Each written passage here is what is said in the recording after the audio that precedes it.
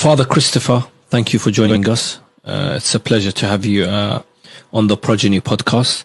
Considering you are a priest, what made you get into studying and lecturing about Islam? It started really with Fatima, Lady Fatima, because I was researching Hussein, and of course you have to then read about his mother. Yeah. And I was quite shocked that there's so much devotion to Fatima and so little written about her. She was a real person and played a fundamental role in the very start of the preaching of the Prophet. And therefore you can't just, have holy books about her. You need to discover who she was. So I decided to do my doctoral thesis on her. And I produced what I hope still and think still was the first real biography of Lady Fatima. I mean, in a Western language, but based on the Arabic sources.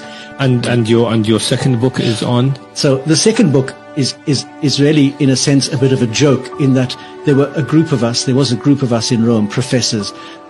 All of us have doctorates in Arabic Islamic studies. So we were sitting around a table at lunch, basically complaining that the Muslim scholars are not writing about the women of Karbala, for example, substantial work. And we each decided that we would take a female figure and produce a proper biography. So, of course, I took Zainab. I said, oh, well, I know her mother. I'm going to now do her. None of the others were serious. So none of the others actually did anything. The book is called Half of My Heart because there was a lament that Zainab sung, I think, on the day of Karbala myself. Some of the historians put it later, but I think it was on that very day when she saw the body of her brother and his companions unburied. And she refers to him as half of my heart, her brother Hussein. And I thought, well, half of my heart was the Fatima book, and now this is the second half, the Zainab book. Now, I don't have any heart left, I suppose, but I'm certainly going to tackle other issues. But Zainab is an extraordinary woman, and like Hussein, transcends all religious, political barriers. She is a universal ideal. She intervenes a number of times, I think 3, on the battlefield. And she's described, so I mean, I go into quite a lot of detail because I'm very moved by this. She's described in the days leading up to Karbala as quite distressed. She hears the enemy army coming and she breaks down. She hears Al-Hussein making this lament about tomorrow so many will be dead, and she breaks down, saying that he's had a vision of his own grandfather saying, you are coming to us, and she breaks down. So she's quite frail and fragile on the eve of the battle. But on the day of the battle, there's a remarkable change, and even the Sunni authors record that she looked like the sun rising as she came out onto the battlefield. And 3 times she walks out of the women's tents right into the middle of the fighting, one to intervene when her nephew is killed. So Ali, the oldest of Hussein's sons, is killed. A second time she comes out to chase after this little boy at Hussein's command, and she can't catch him. He's too fast for her because he wants to fight with his uncle. And a third time she comes out to challenge the men killing Al-Hussein.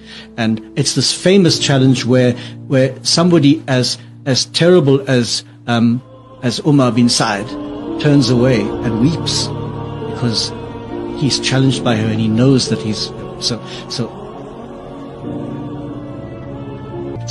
So in that sense, she is of great importance, but even more important after the battle because, and this is where I get into trouble, because she was for a short time the leader of the Ahl Bayt. There's no doubt about that. Young Ali bin al-Hussein was much too sick to function immediately after the battle, and his life, in fact, is saved twice. She saves his life later on in the court of when they're before Ziyad, but that's later on.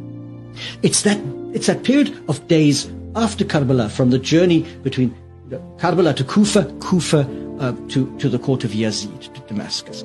That period, however long it was, and it's difficult to know how long it was, when they were being interrogated and ill-treated, she was the pole around which everything revolved. Absolutely. And there's a particular moment where her nephew, Ali bin al-Hussein, says to her, be quiet now, let me speak. And that for me is the moment when he takes his place as Imam. He's Imam, but when he actually takes his place and takes over leadership of this group. But until then, it is Lady Zainab. And I always defend this by saying, she's not a woman with masculine virtues. Bravery is not a masculine virtue, it's a human virtue. So we don't want to say she was as good as a man. That's a terrible thing for me. She was an extraordinarily powerful woman who betrayed all the great virtues, by betrayed I mean showed forth all the great virtues that are equally right in women as in men. Bravery, courage, the ability to speak with great articulation against injustice. And in a sense, she functioned as the leader of the House of Islam. Now, I mean, of the Ahl